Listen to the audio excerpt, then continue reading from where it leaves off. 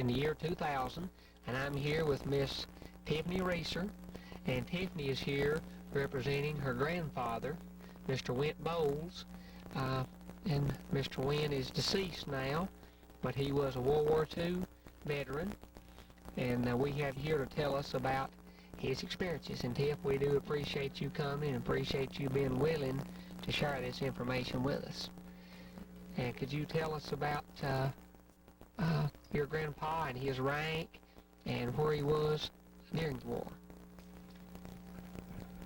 His rank was private first class, and he was in Germany, and he volunteered. He wasn't drafted, and he volunteered. He said to go fight for our country. And there was a bridge after they got to wherever the war was, and it was over the Moselle River, and that's when he was captured. And then they sent a letter home to his mother, Marietta Boles, that said that he was presumed dead, and he was missing in action and presumed dead. And till the war ended, the family thought that he was dead. And then he came walking down the road and came home. And I imagine the scariest time for him was when he was captured. He was captured for over a year in a small thing, maybe the size of a doghouse, and he was a tall man. He was about 6'3", I guess, and they gave him bread and water sometimes, he said, and they tortured him quite a bit. He didn't talk of any good experiences during the war. He really didn't. As a matter of fact, he referred to the Germans as he hated them. But he fought for our country and was proud of it, and would have gone back and done it again, I think. Well, Tiff, I know this is difficult for you to talk about, and it would be for anybody. Could you tell us a little more about some of the sacrifices that he had to make while he was in that dog box or that solitary confinement? Well, I know that there were some times that they didn't give him bread and water, and he did tell me one time that he did have to drink his own urine and did have to eat bugs, worms, whatever they could get, to live. And sometimes they'd get him out and just torture him just because, just because I guess they wanted to. Would you mind to maybe get out his, we've got Wint's, I guess it's his discharge papers, and it talks about his medals and some of the places that he was in Germany.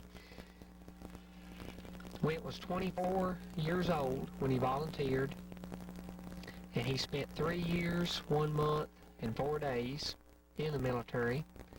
He was a private first class. He was in the Army in a combat infantry brigade, and he was a truck driver also. A light truck, probably a 2.5-ton truck. Some of the decorations and citations that he received was the European, African, Middle Eastern Theater Ribbon. Of course, he had to be in Africa and Middle East to receive that. He also got 2 bronze stars. He got an American Defense Service Ribbon and a Good Conduct Medal. One story, my father worked with Wint Young, and I'm sorry, Wint Boles. Worked with Wint Boles, and one of the stories that Wint told my father, that my father passed down and told me, is when Wint was captured. Another thing I wanted to tell also, Wint Boles was also involved in the Normandy invasion, and he fought in northern France also. But when he was captured, all the Americans were lined up, and as the Germans came down the line, they were taking the butt of their guns and knocking their helmets off and maybe hitting them in the stomach or hitting them in the face and kind of banging up these American soldiers as they came down the line. Well, they had told the American soldiers to throw down all their weapons, pistol, rifle, hand grenade, knife, any weapon. And Wint had thrown down everything, but he forgot that he still had his knife on his belt. Well, as he saw the way these Americans were treated, he felt like he would be punished for having this knife. He had his hands up, and he first thought he'd reach down and get the knife and throw it on the ground. But he was afraid that if the Germans saw him reaching for the knife, that they would shoot him and kill him. So he got his hands as high as he could get them, and when the German came close enough, of course, Wint couldn't speak German, and the Germans couldn't speak English, but he tried to communicate with them. And he'd look at their eyes and look at that knife, and look at their eyes and look at that knife, and I imagine smile and just try to let them know, here this knife is, get it off of me. I'm not going to try to resist. But that's a story that he had told my father. And I know Wint had said some things to Tiff about the Statue of Liberty and Ellis Island. Could you maybe tell us a little bit about that, Tiff? I think that maybe they were passing through there on their way, and Maybe getting shots. yeah, their health, their medals, and their tags. And he always told me to have respect for the Statue of Liberty, because he did, and that's what he was going to fight for, I imagine. But I don't know why he was there, but he always continued to go on and talk about the Statue of Liberty. And Did Wint ever say anything about when he was at his basic training and the things that he had to go through? no, he wouldn't talk about it much. It was too hard for him. He never talked about his experience in the war. What do you think the world would be like today if people like Winton Boles did not go and serve their country, protect their country, and the United States lost World War II? I have no idea. It'd be awful.